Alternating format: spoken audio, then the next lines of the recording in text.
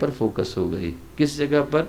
हम विद्यार्थी को अच्छा पैसा कमाने वाला कैसे बना सकते हैं, इसके अलावा नहीं। हमारे लिए वो पैकेज बन गया जिस तरह से, इसीलिए क्या है, एजुकेशन इंडस्ट्री बन गई। और आज की तारीख में जो विद्यार्थी वो प्रोडक्ट के रूप में तोले जाते हैं। आप जिस तरह से कमोडिटीज़ को तोलते हैं, नमक है, चीनी है, वैसे आप विद्यार्थी को तोलते हैं। आज की तारीख में विद्यार्थी हमारे लिए व्यक्तित्व तो नहीं रह गया है, बल्कि एक प्रोडक्ट और एक पैकेज में बदल गया है। एक समय ये था कि भारत की भूमि पर 363 ऋषि थे, और उसके बावजूद गुरुकुल 2 ही ने खोला था, वशिष्ठ ने और विश्वामित्र ने। क्यों?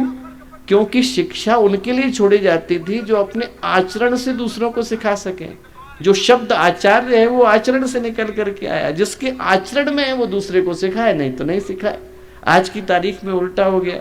पहले की तारीख में क्या था, आपके पास पैसे हैं तो आप कारोबार करिए, बिजनेस करिए, शिक्षा के क्षेत्र में मत आइए। ये उनके लिए छोड़ दीजिए जिनके व्यक्तित्व में दूसरों को सिखाने के लिए है।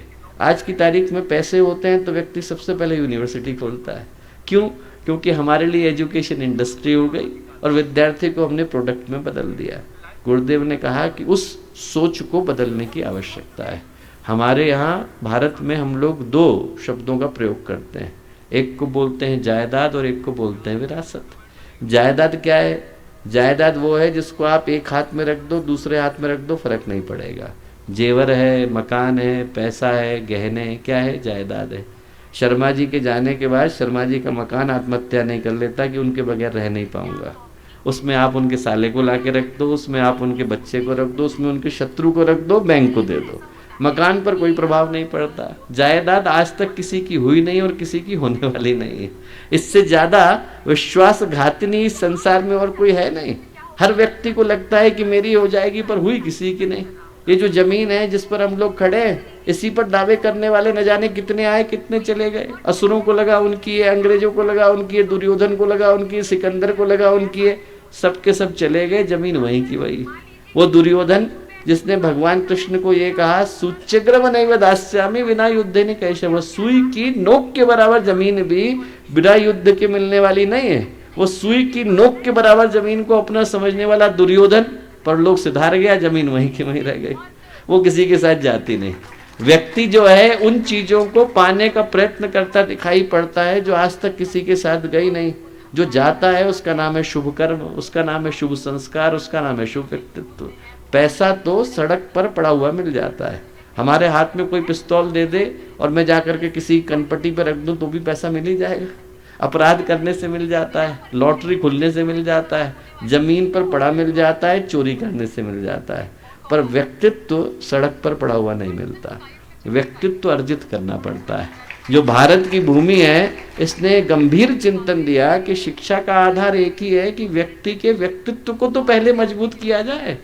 पहलवान है व्यक्ति तो चीथड़ों में भी अच्छा ही नजर आता है, पर यदि व्यक्ति के पास कुछ नहीं है और आप उसके ऊपर सब ला करके लाद दीजिए तो उसके अंदर की जो अशांति है, उसके अंदर का जो अभाव है, वो सब कुछ पाने के बावजूद उसके मन में अतृप्ति को ही जन्म देंगे। कुबेर का खजाना भी आप ला करके दे दें तो उसको ये समझ में आएगा कि मुझे क्या नहीं मिला है। सब कुछ पा लेने के बावजूद आदमी को ये समझ में आता है कि क्या नहीं मिला, मेरा मन कहाँ पर रह गया, कहाँ पर मैं खाली रह गया। वो एक कहानी आती है बहुत प्यारी कि एक फकीर थे, उनको कहीं पर सोने का एक सिक्का पड़ा हुआ मिल गया। गुरु के पास गए कि हमारा तो किसी मतलब का है नहीं, क्या करें। उनके गुरु बोले कि ऐसा कर, जो तुझे सबसे गरीब आदमी दिखाई पड़े उसे जा करके देना। कैसे मिलेगा? बोले अरे तुझे पता चल जाएगा। बोले ठीक। बहुत दिनों तक ढूंढते रहे कौन गरीब है, अनेकों लोगों से मिलते और जिससे मिलते उनसे उनको ऐसा लगता है कि इसके पास थोड़ा कुछ तो है ही, कुछ न कुछ तो इसके पास है ही। एक दिन भटकते भटकते एक राज्य में पहुंचे। वहां पर उन्होंने देखा कि 1000 हाथियों का काफिला जा रहा है। जो शुरू के 100 हाथी हैं वो सोने से लदादल लदे हुए हैं, और जो उसमें पहला हाथी है उसमें भी हीरे की पालकी है। हीरे की पालकी के अंदर एक राजा बैठा हुआ है, और राजा ऊपर से लेकर नीचे तक आभूषणों से सुसज्जित है। उनने अपने बगल वाले से पूछा क्या हो रहा है, तो व्यक्ति बोला कि चक्रवर्ती सम्राट हैं, इनके भाई का एक राज्य था छोटा सा, वो छूट गया था, उसके ऊपर हमला करने जा रहे हैं। क्यों? बोले अरे वही रह गया था। बोले अच्छा। तुरंत फकीर की समझ में आया, उन्होंने अपना सिक्का निकाला, राजा के पास पहुंचे। बोले राजा ने आपके लिए। राजा को लगा आशीर्वाद दे रहे हैं। उन्होंने कहा आप मुझे क्यों दे रहे हैं? बोले हमारे गुरु ने कहा था कि जो सबसे गरीब आदमी मिले उसे दे करके आना। राजा बोला क्या बात कर रहे हैं साहब? बोले आपको दिखाई नहीं पड़ रहा है? ये 1000 हाथियों का काफिला जा रहा है, 100 जो है सोने के हाथी हैं, हीरे की पालकी पर मैं बैठा हुआ हूँ, और आप कह रहे हो गरीब आदमी है। तो फकीर बोले राजा बाहर की गरीबी की बात नहीं कर रहा, तेरे दिल की गरीबी की बात कर रहा हूँ। जिसका दिल गरीब होता है उसको सब कुछ मिल जाने के बावजूद ये समझ में आता है कि क्या नहीं मिला। अभी थोड़ी देर पहले मैं घटना सुना रहा था कि हम लोग बॉम्बे में थे, तो एक सज्जन आए, बहुत प्रसिद्ध इंडस्ट्रियलिस्ट हैं, वो आकर के रोने लगे, बोले भैया बहुत नुकसान हो गया। क्यों? तो बोले 1 करोड़ रुपए का नुकसान हुआ। तो मैंने कहा ज़्यादा हो गया, गुर्दे माता जी से प्रार्थना करेंगे कि अगली बार ठीक हो जाए। तो उनकी वाइफ बोली, उनकी पत्नी बोली, बोले भैया इनकी बात मत सुनना आप। मैंने कहा क्यों? बोले अरे 15 करोड़ का फ़ायदा सोच करके बैठे थे, 14 करोड़ का फ़ायदा हुआ है। 1 करोड़ का नुकसान नहीं हुआ है, 15 करोड़ का फ़ायदा सोचा था तो 14 करोड़ का फ़ायदा, 1 करोड़ का नुकसान समझ में आ रहा है। आदमी की दृष्टि कहाँ चली गई? जहाँ नहीं मिल रहा है। सब कुछ मिल जाने के बावजूद जहाँ पर ऐसा लगता है कि अरे ये थोड़ा सा एक रह गया, वो जो 99 का फेर है वो आदमी को दौड़ाता रहता है। उसके मन में जो है छोटापन आ गया, और इस छोटेपन को दूर करने के लिए गुरुदेव ने कहा व्यक्ति के व्यक्तित्व को बनाने की आवश्यकता है। कहते हैं कि जब चंगेज खां भारत में आया तो लोगों ने कहा आप सबको डरा सकते हो पर भारत के संतों को नहीं डरा सकते। क्यों? डरा के दिखाऊंगा। बहुत सारे निरपराध लोगों को पकड़ करके लाया और उनमें से कुछ के गर्दन के ऊपर तलवार रख दी, संतों को बुला लिया, बोले मैं जो है इनको मारूंगा। संत बोले भाई बेगुनाहों को क्यों मार रहा है? बोले मैं बताऊंगा कि मैं कौन हूँ। बोले हमें पता है कि तू कौन है। बोले तुम्हें पता है मेरी कीमत क्या है? बोले हाँ पता है। कितनी है उसने पूछा। तो संत बोले 50 रुपए। क्या बात कर रहे हो? बोले 50 रुपए का कुर्ता पहना है मैंने। तो संत बोले कुर्ते की कीमत बता रहे हैं भैया, तेरी कोई कीमत नहीं। जो कीमत है वो व्यक्ति के व्यक्तित्व से तय होती है। यदि आदमी का व्यक्तित्व शून्य हो गया तो सिर्फ जो ऊपर लाद करके घूम रहा है उसी की कीमत रह जाती है, बाकी उसकी अपनी कीमत तो शून्य हो गई। भारत की धरा से जो चिंतन निकला वो बड़ा स्पष्टता के साथ निकला कि बाकी की चीजें हम उसे सिखाएं, उससे पहले हमें उसके व्यक्तित्व को बनाने की आवश्यकता है, उसके जीवन को संवारने की आवश्यकता है। गुरुदेव ने जो चिंतन दिया वो बड़ी स्पष्टता के साथ दिया, इस भाव के साथ दिया कि यदि आप वो देने से चूक गए तो जो भी आप देंगे वो एक व्यक्ति के हाथ में हथियार बन करके रह जाएगा। आज की तारीख में इतने सारे हम लोगों ने वेपन्स बना लिए, इतने एम्यूनिशन बना लिए, कोई चंद्रमा या मंगल ग्रह से तो आए नहीं।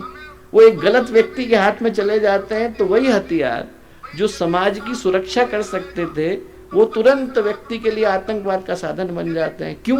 क्योंकि जितनी मेहनत हम लोगों ने यंत्र पर करी उतनी यंत्र को चलाने वाले पर नहीं करी।